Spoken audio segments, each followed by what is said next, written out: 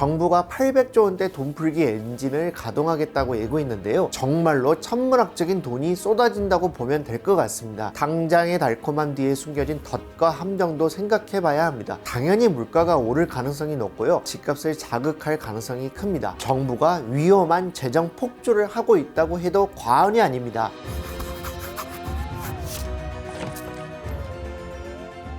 안녕하세요. 조선일보 손인석 기자입니다. 이번 손인석의 머니워치에서는요, 정부가 내년에 800조 원대에 달하는 슈퍼 예산을 집행할 것이라고 예고한 소식을 다뤄보려고 합니다. 800조 원 플러스 알파는 당연히 역대 최대 규모의 예산인데요. 기획예산처와 대통령실, 그리고 여당에서는 나라 돈을 크게 풀어 경기를 살리고 취약계층과 미래산업을 적극 지원하겠다며 장밋빛 발표를 내놓고 있습니다.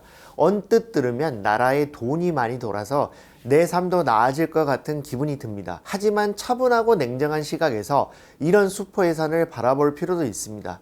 당장의 달콤함 뒤에 숨겨진 덫과 함정도 생각해봐야 합니다. 800조 원대 슈퍼 예산 시대에 생길 수 있는 갖가지 문제점을 짚어보도록 하겠습니다. 우리 정부 예산이 추가 경정 예산을 빼고요, 본예산 기준으로 500조 원을 돌파한 때가 2020년입니다. 불과 6년 전입니다. 그런데 내년에 800조 원대를 집행한다고 하니까 7년 만에 300조 원 이상을 더 집행하게 되는 것입니다. 또 2017년에 400조 원을 집행했던 것과 비교하면 정확히 10년 만에 2배가 넘는 액수를 정부가 쏟아붓게 된다는 얘기이기도 합니다. 구체적인 규모는 8월 말에 기획예산처가 내년 예산을 발표할 때 나오고요, 국회에서 확정될 예정입니다. 800조 원이라는 숫자는 대한민국 연간 국내 총생산인 약 2,600조 원의 30%에 달하는 거대한 금액입니다. 나라 전체가 1년 동안 만들어내는 전체 돈의 3분의 1에 가까운 돈이 정부를 통해 시중에 쏟아져 나온다는 뜻입니다. 그런데 정부가 올해보다 10% 이상 더 쓰겠다면서 800조 원 플러스 알파라고 이야기하고 있기 때문에 정말로 천문학적인 돈이 쏟아진다고 보면 될 것 같습니다. 지난해 정부가 발표한 중기 재정 지출 계획을 보면요, 2027년 예산 규모 전망치는 764조 원 규모였습니다. 그래서 800조 원 플러스 알파를 쓰겠다는 건 당초 계획보다 최소한 36조 원 이상 늘리겠다는 뜻이기도 합니다. 이건 좋게 보자면 정부가 시중에 유동성을 많이 투입해서 성장을 이끌겠다는 의지를 갖고 있는 것이라고 볼 수 있는데요. 하지만 경제성장 속도보다 정부가 지출을 늘리는 속도가 훨씬 빠를 때 과도한 유동성은 부작용을 부를 수 있습니다. 일단은 국가 채무가 가중되니까 미래 세대의 부담이 커집니다. 그래서 정부 신뢰도가 낮아질 가능성이 큽니다. 이 지점이 많은 국민과 투자자들이 속기 쉬운 전형적인 세수 착시입니다. 올해 삼성전자와 SK하이닉스의 실적이 엄청나게 뛰어오르면서 법인세를 비롯한 관련 세수가 단기적으로 대폭 증가할 것으로 보이는 건 누구도 부인하기 어렵습니다. 이건 분명히 환영할 만한 일입니다. 그러다 보니 세금이 잘 거치니 빚을 많이 안 내고 800조 원 예산을 집행하면 되는 것 아니냐는 낙관론이 흘러나옵니다. 사실 삼성전자와 SK하이닉스가 올해 실적이 드라마틱하게 좋기 때문에 내년에 법인세를 더 많이 내서 두 회사 합쳐서 최대 124조 원까지 낼 수 있다는 전망도 있습니다. 하지만 124조 원이란 건 지나치게 낙관적이고요, 100조 원을 조금 넘지 않겠냐는 전망이 많습니다. 작년에 두 회사가 8조 4,700억 원 정도 냈으니까 법인세 세수가 불과 2년 사이에 100조 원 정도 늘어나는 매우 이례적인 상황을 맞게 됩니다. 그래서 예산을 확 늘려도 되지 않겠느냐는 생각을 할 수 있습니다. 그러나 우리가 생각해 볼 포인트가 있습니다. 2020년대 들어서 우리 정부는 거의 매년 100조 원 안팎의 적자 국채를 찍어왔습니다. 이걸 아직도 잘 모르는 국민들이 많습니다. 매년 기본으로 100조 원 정도는 펑크가 났고 이걸 빚을 내서 채웠다는 얘기입니다. 올해도 본예산만 728조 원인데요. 이걸 다 세금 수입으로 집행하는 게 아니라 109조 원의 적자 국채를 찍어서 빚을 내서 집행합니다. 그렇기 때문에 만약 내년 예산을 올해와 같은 728조 원을 집행한다고 가정하면 삼성전자와 SK하이닉스가 법인세를 100조 원 정도 더 낼 예정이기 때문에 빚을 안 내도 되는 균형 재정에 가깝게 됩니다. 하지만 이재명 정부는 재정 확장을 정책 기조로 삼고 있기 때문에 800조 원대로 늘린다는 건데요. 그렇다고 하면 아무리 반도체 투톱이 법인세를 100조 원 조금 넘을 정도로 낸다고 하더라도 정부가 최소 수십조 원의 빚을 낼 수밖에 없습니다. 이미 전문가들이 부채 규모를 추정하고 있습니다. 최근 IM증권 분석에 따르면 내년 국채 순증 규모만 75조 원에서 90조 원에 달할 것으로 전망되고 있습니다. 최근 몇 년간의 미친 듯한 적자 국채 발행량과 비교했을 때 수치상 약간 줄어들어 보일지도 모르겠습니다. 그렇더라도 75조에서 90조 원이라는 절대적인 순증 규모 자체는 막대한 규모입니다. 박홍근 기획예산처 장관도 내년 세수에 대해 500조 원 플러스 알파라는 표현을 썼는데요.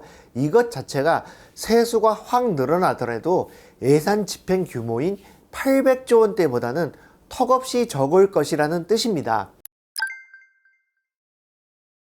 우리는 반도체 산업의 본질을 생각해 봐야 합니다. 반도체는 그동안 전형적인 사이클 산업의 양상을 보였습니다. 물론 AI 시대에는 사이클이 사라질 것이라는 기대가 있었고 그래서 주가가 큰 폭으로 올랐지만 미래는 여전히 불투명합니다. 7월 한 달 동안 반도체 주가가 폭락한 걸 우리가 똑똑히 지켜봤습니다.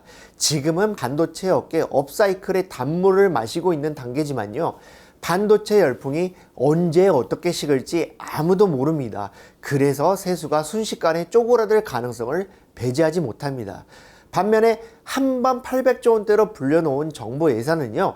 고정지출 성격이 강해서 정치적인 이유로 절대 줄일 수가 없습니다. 간단한 겁니다. 예산을 줄이면 돈을 줬다가 뺏기는 사람이 나올 수 있는데요. 이건 정치적으로 선택하기가 매우 어려운 것입니다. 우리나라뿐만 아니라 주요 선진국 어디를 보더라도 예산 규모를 전년도보다 적게 짜는 경우는 전례를 찾기 어렵습니다. 이 지점에서 우리가 생각해 봐야 할 건 2024년만 하더라도 삼성전자와 SK하이닉스의 법인세 납부가 두 회사를 합쳐서 1조 3,400억 원대에 불과했다는 것입니다. 그리고 작년만 해도 두 회사 합쳐서 8조 4천억 원대를 냈습니다. 8조 원대였던 두 회사 법인세가 내년에 불과 2년 사이에 100조 원대로 10배 이상 늘었다고 해서 거기에 맞춰서 예산을 짜면 미래의 국가 재정상 위험한 상황을 맞이할 수도 있습니다. 갑자기 늘어난 반도체 법인세가 매년 보장된 세금 수입이 되기 어려울 수도 있기 때문입니다. 2027년 예산이 800조 원대에 진입하면 2028년 예산은 어떻게 될까요? 2028년 예산은 무조건 2027년보다 커질 것이기 때문에 800조 원대 중후반이 될 확률이 적지 않습니다.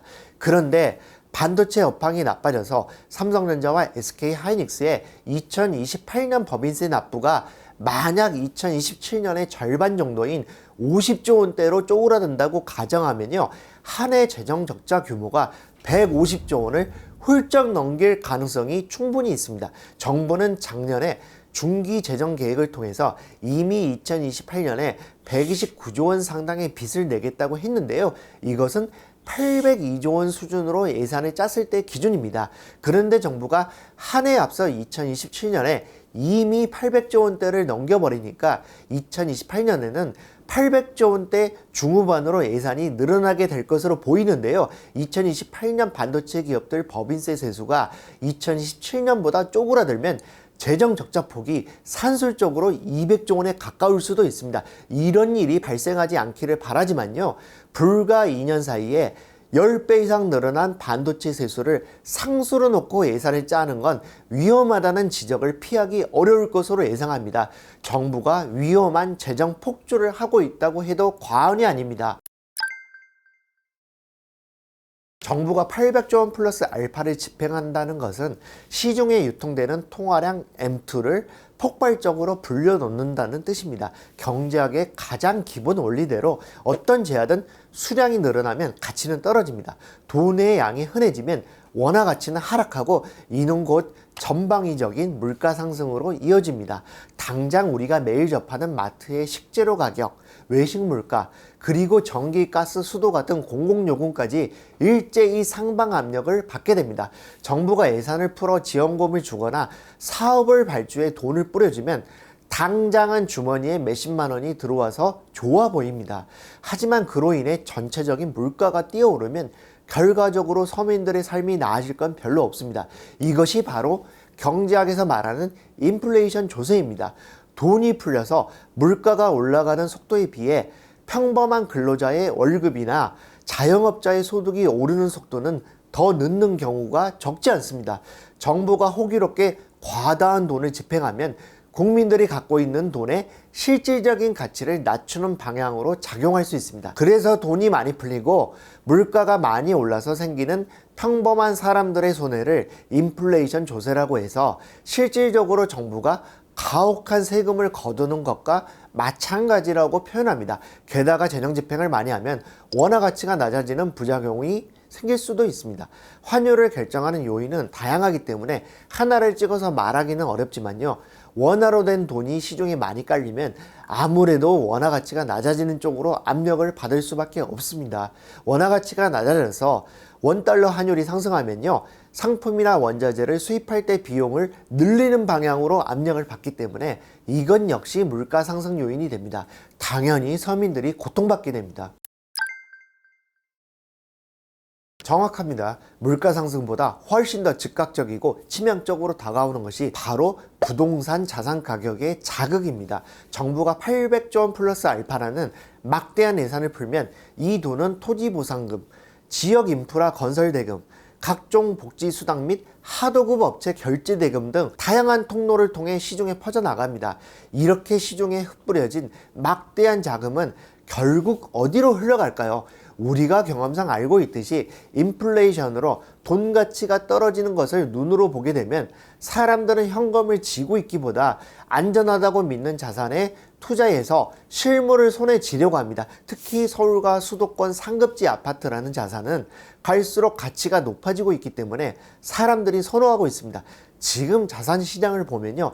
전체 인구가 감소하면서 사람들은 미래의 인구가 더 줄어들더라도 타격이 없을 만한 핵심 입지의 자산을 확보하는 경쟁을 벌이고 있습니다. 게다가 서울과 수도권 핵심지에는 새 아파트 공급이 거의 안 되고 있기 때문에 희소 가치는 더 높아지고 있습니다. 그래서 800조 원대 예산을 풀어놓으면 시중에 늘어난 돈이 향하는 곳은 부동산 시장이 될 가능성이 작지 않습니다. 결과적으로 정부의 예산 확대는 집값을 더 자극해서 이미 상급지 아파트를 소유한 자산가들의 자산 가치를 올려놓을 가능성이 큽니다. 그렇게 되면 수도권 요지의 아파트를 가진 자산가들과 무주택 서민들 간의 양극화는 훨씬 커지게 됩니다. 바로 이 대목이 현재 대한민국 거시경제 정책이 안고 있는 괴상하고도 위험한 정책 엇박자입니다. 한 대의 자동차에 2명의 운전자가 타고 있다고 상상해 보세요. 한쪽 운전자인 정부는 경기를 살리겠다며 800조 원대라는 거대한 재정의 엑셀 페달을 밟고 있습니다. 그런데 다른 쪽 운전자인 한국은행은 시중에 돈이 너무 풀려나와 물가가 치솟고 집값이 폭등하니까 이걸 억제해 보겠다며 금리라는 브레이크를 세게 밟고 있는 겁니다. 차에 타고 있는 사람들은 차가 앞으로 튀어나갈지 멈춰 있을지 헷갈릴 수밖에 없는 처지입니다. 다른 비유를 들어보면요. 국민들이 운전을 할 때 사거리에서 빨간불과 파란불이 동시에 켜진 상황이라고 할 수 있습니다. 차를 앞으로 몰고 가야 할지 아니면 멈춰 있어야 할지 헷갈릴 수밖에 없습니다. 원래 정석적인 경제정책이라면 이렇게 가야 합니다. 경제 침체기에는 정부가 돈을 풀고 한은도 금리를 내려서 박자를 맞춰야 하고요. 물가 상승기에는 정부가 재정을 조이고 중앙은행이 금리를 올려서 함께 물가를 잡아야 합니다. 하지만 지금은 정부가 재정 지출을 극대화해서 물가와 집값을 자극하고요. 중앙은행이 정부가 올려놓은 물가를 잡기에 뒷수습을 맞는 모양새입니다. 그러니까 정부와 한국은행이 정책상 충돌하는 분위기이고요. 중간에 낀 국민들은 어떤 쪽 신호를 봐야 할지 헷갈리고 있습니다. 의도하지 않았더라도 정부와 중앙은행이 서로 정책상 부딪혀 팽팽하게 힘기어루기를 하면요, 그 사이에서 서민과 자영업자들은 비명이 터질 수밖에 없습니다. 정부가 800조 원대 예산을 쓰기 위해서 75조에서 90조 원에 달하는 국고채를 시장에 내다 팔게 되면요, 국채 물량이 흔해지면서 국채 가격은 떨어지고 채권금리는 치솟게 됩니다. 국채 금리가 오르면 은행채 금리와 회사채 금리가 줄줄이 올라가고요. 결국은 우리가 은행에서 빌린 주택담보대출 금리와 신용대출 금리가 오르게 됩니다. 이렇게 정부 쪽 금리 인상 요인이 아니더라도 이미 한국은행이 금리를 올리는 추세이기 때문에요, 대출이 있는 국민들의 삶은 점점 더 어렵게 됩니다. 즉, 정부는 서민을 돕겠다, 경기를 살리겠다는 생색을 내면서 800조 원대를 풀지만 그 여파로 시중의 대출 금리는 치솟게 됩니다. 결과적으로 영끌로 집을 산 청년들과 빚으로 버티는 소상공인 자영업자들이 눈덩이처럼 불어나는 대출 이자 때문에 힘들어지게 됩니다. 우리나라 재정 건전성에 대해서는요, 경고등을 넘어 빨간불이 켜진 상태입니다. 과거 우리 정부는 GDP 대비 국가 채무 비율을 30%대로 엄격하게 관리했습니다. 이 비율이 박근혜 정부까지는 30%대였습니다. 전 세계에서 손꼽히는 재정 건전성 우등생 소리를 들었습니다. 그런데 문재인 정부 이후에 재정 지출이 지나치게 많아졌습니다. GDP 대비 국가 채무 비율은 이미 50%를 돌파했습니다. 이제는 50%대 후반을 향하고 있습니다. 단적으로 스웨덴과 비교해 보면 우리나라 재정이 얼마나 빠른 속도로 나빠지고 있는지 알 수 있습니다. 스웨덴은 복지국가라서 정부가 돈을 많이 쓴다고 우리가 알고 있는데요, 스웨덴은 나랏돈 씀씀이를 경제 규모 대비로 계속 줄여왔고, 반대로 우리나라는 계속 늘려왔습니다. GDP 대비 국가 채무 비율이 줄곧 스웨덴이 우리나라보다 높았는데요, 2020년에 우리나라가 스웨덴보다 더 높아져서 역전됐고요. 불과 6년 만인 올해는 IMF 추산으로 우리나라가 57.9%, 스웨덴이 34%가 될 것으로 보입니다. 나랏빚 부담이 우리나라가 스웨덴의 2배에 가까울 정도라는 이야기입니다. 어떤 사람들은 미국은 국가 채무 비율이 120%가 넘고 일본은 250%가 넘는데 우리는 50%대니까 안전한 것 아니냐고 되묻습니다. 이재명 대통령도 이런 취지의 이야기를 한 적이 있는데요, 이런 생각은 위험할 수 있습니다. 나라마다 경제 체력이 다른데요, 미국 달러와 일본 엔화는 전 세계 어디서나 통용되는 기축통화입니다. 특히 달러를 쓰는 미국은 빚이 많으면 돈을 찍어내서 메울 수 있는 나라입니다. 반면 우리나라의 원화는 비기축 통화입니다. 국제거래에서 아쉽게도 원화는 거의 쓰이지 않습니다. 완전히 국내형 통화인데요, 해외에서 비상시를 대비해서 원화를 보유하는 게 메리트가 거의 없습니다. 이런 나라에서 나랏빚 부담이 커지는 건 다음 세대에게 죄를 짓는 것이 될 수 있습니다.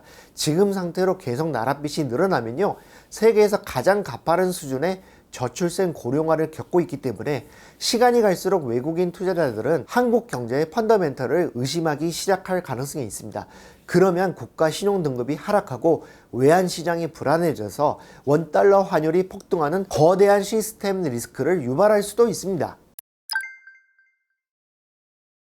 정부가 조만간 생색을 내며 발표할 800조 원대 수포 예산에 화려한 숫자에 현혹되면 안 됩니다. 정부가 돈을 많이 풀면 풀수록 세상에는 흔해진 현금의 가치가 조용히 녹아내립니다. 800조 원대 나랏돈이 유발하는 전방위적인 물가 상승, 수도권 집값 자극, 그리고 높은 대출 금리라는 세 가지 덫은 우리를 어렵게 만들 가능성이 높습니다. 이런 통화 팽창과 정책 엇박자의 시대에는 안전하겠지라는 생각으로 예적금 통장에 현금만 쌓아두면 위험할 수도 있습니다. 월급과 예금 이자가 오르는 속도가 정부가 돈을 풀어서 물가가 오르고 부동산 가격이 상승하는 속도보다 낮을 수 있기 때문입니다. 정부가 800조 원을 풀면서 자산 가치를 교란할 때일수록 내 자산이 실질적인 구매력을 잃지 않게 해야 합니다. 그렇게 하려면 정교하게 위험 자산과 우량 자산에 분산 배치하는 지혜가 필요합니다.